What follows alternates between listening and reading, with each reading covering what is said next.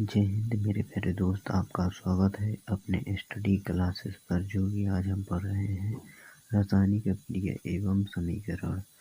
आज इसका तीसरा लेक्चर है जो कि हम पढ़ रहे थे रासायनिक अभिक्रियाओं के प्रकार। रासायनिक अभिक्रियाओं के प्रकार, इन सभी चीज़ों को हम डिस्कस कर चुके हैं।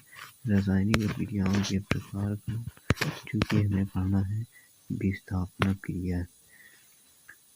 आप इससे पढ़ने से पहले आप स्वस्थ होंगे, मस्त होंगे और अच्छे से स्टडी कर रहे होंगे ना फिर मेरे प्यारे दोस्त।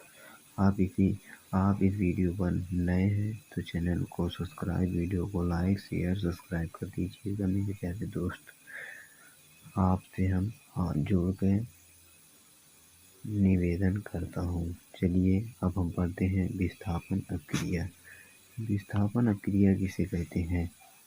परिभाषा, जैसे कि इन अभिक्रियाओं में अधिक क्रियाशील तत्व कम क्रियाशील तत्व को उसके यौगिक से विस्थापित कर देते हैं तो उसे ही विस्थापन अभिक्रिया कहते हैं। क्या कहते हैं? विस्थापन अभिक्रिया। जैसे उदाहरण में दिया हुआ है Fe प्लस CuSO4 से दोनों को मिलाने पर FeSO4 प्लस Cu बनाता है, जो कि हम देख रहे हैं यह डायग्राम। जैसे कि यह चित्र बना है। चित्र में पहले एक स्टैंड लेते हैं। स्टैंड को इसमें एक पराग नली, कांच की पराग नली को बांध देते हैं, जिसमें कि दो लोहे की कील को धागे से बांधकर कॉपर सल्फेट के विलयन में डुबो देते हैं। तो देखते हैं क्या होता है। डुबोने से लोहे की कील पर भूरे रंग की कॉपर की परत जम जाती है। क्या? कॉपर की परत जम जाती है। जैसे कि CuSO4 के नीले विलयन का रंग हरा FeSO4 का निर्माण के कारण हो गया। जैसे कि दूसरे उदाहरण में कहता है जिंक। जेरेयन CuSO4 को मिलाने पर जिंक सल्फेट प्लस Cu बनाता है। जिंक कॉपर से अधिक क्रियाशील तत्व है। हम देखेंगे द्विविस्थापन अभिक्रिया किसे कहते हैं। द्विविस्थापन अभिक्रिया, इन अभिक्रियाओं में तत्वों का निर्माण दो या दो से अधिक आयनों के आदान प्रदान से होता है। दो यौगिकों के बीच आयनों के आदान प्रदान से होता है तो उसे ही द्विविस्थापन अभिक्रिया कहते हैं। जैसे कि उदाहरण में दिया है Na2SO4, ये दो आयन हो गए, प्लस BaCl2, इन दोनों को मिलाने पर BaSO4 प्लस 2NaCl, जिसे Na2SO4 को सोडियम सल्फेट कहते हैं।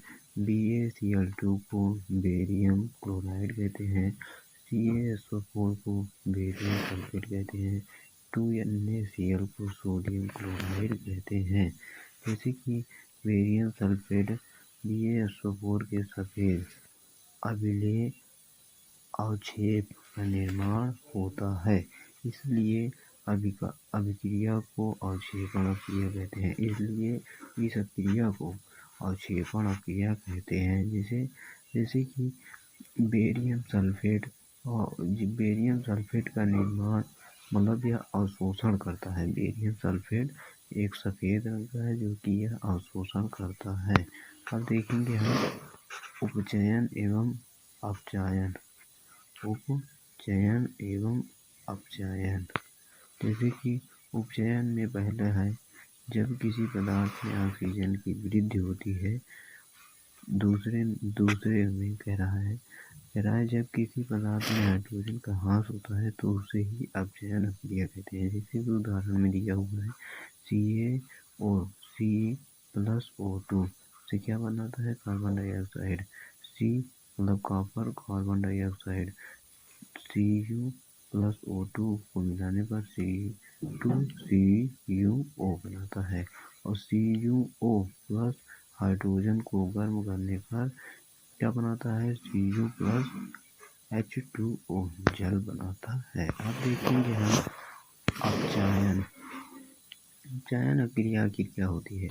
अपचयन अभिक्रिया जब किसी पदार्थ में ऑक्सीजन का ह्रास होता है और दूसरे शब्दों में जब किसी पदार्थ में हाइड्रोजन की वृद्धि होती है तो उसे ही अपचयन अभिक्रिया कहते हैं। अपचयन अभिक्रिया कहते हैं। जैसे कि पहला उदाहरण ये है, CuO प्लस हाइड्रोजन को ऊष्मा की उपस्थिति में Cu प्लस हाइड्रो मतलब जल बनाता है H2O, जो कि CuO से ऑक्सीजन का ह्रास हो रहा है, इधर आकर ह्रास हो रहा है तो तथा देखिए हाइड्रोजन की वृद्धि हो रही है।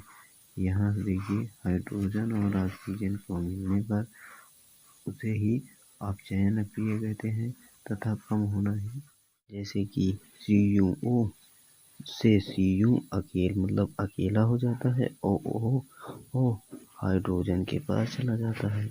अब देखते हैं इससे क्या समझते हैं। इसमें बताया हुआ है कि किसी अभिक्रिया में कॉपर ऑक्साइड कॉपर से अपचयित हो जाती है, मतलब कॉपर ऑक्साइड कॉपर से अपचयित हो जाती है और हाइड्रोजन उपचयित होकर जल बनाता है, जो कि उपचयित होकर यह जल का निर्माण कर रहा है।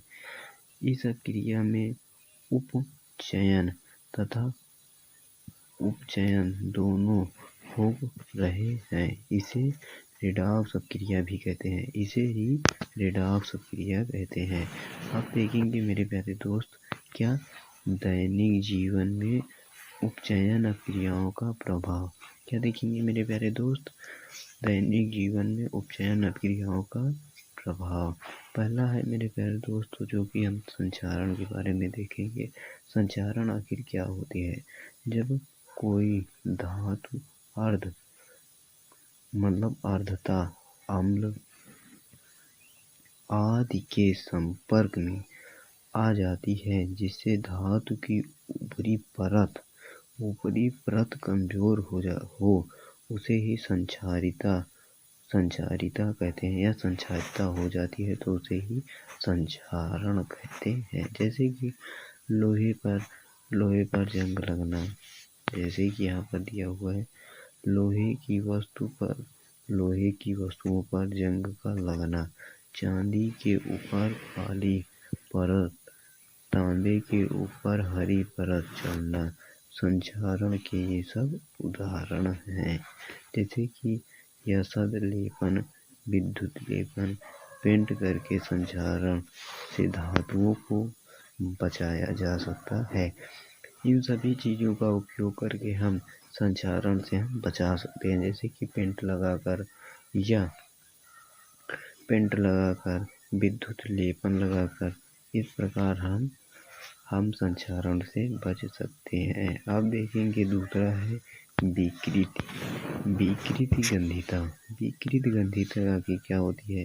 विकृत गंधिता जैसे कि वसा युक्त और तेलीय खाद्य सामग्री वायु के संपर्क में आने पर उपचयित हो जाती है, जिससे उनके स्वाद और गंध में परिवर्तन हो जाता है। यही विकृत गंधिता कहते हैं। जैसे कि हम उदाहरण में आप लोगों को समझाते हैं। जैसे कि हम ब्रेड को लाते हैं, ब्रेड को लाकर रखते हैं तो उसमें छोटे छोटे फंगूदे आ जाते हैं, जो कि वह वायु की उपस्थिति में आ जाती है, मतलब वायु के संपर्क में आ जाते हैं तो वह खराब होने लगता है।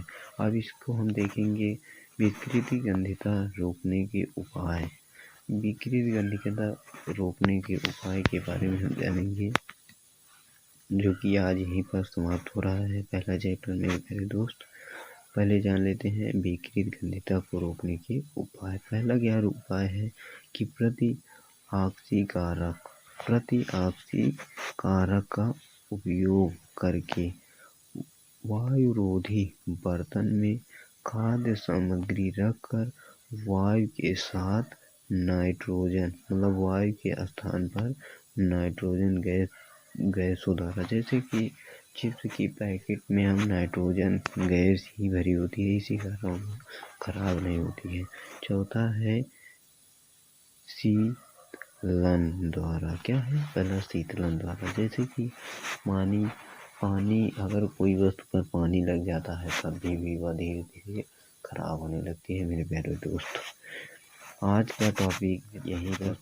आज का टॉपिक यहीं तक था। यह चैप्टर आज का समाप्त होता है। कल हो सके तो हम कुछ महत्वपूर्ण प्रश्नों को भी देखेंगे। इसी बात पर आप वीडियो को लाइक, शेयर, सब्सक्राइब कर दीजिए। मेरे प्यारे दोस्त, आपसे हम हाथ जोड़कर निवेदन करते हैं। मिलते हैं अगले सेक्शन में। जय हिंद, जय भारत। Thank you.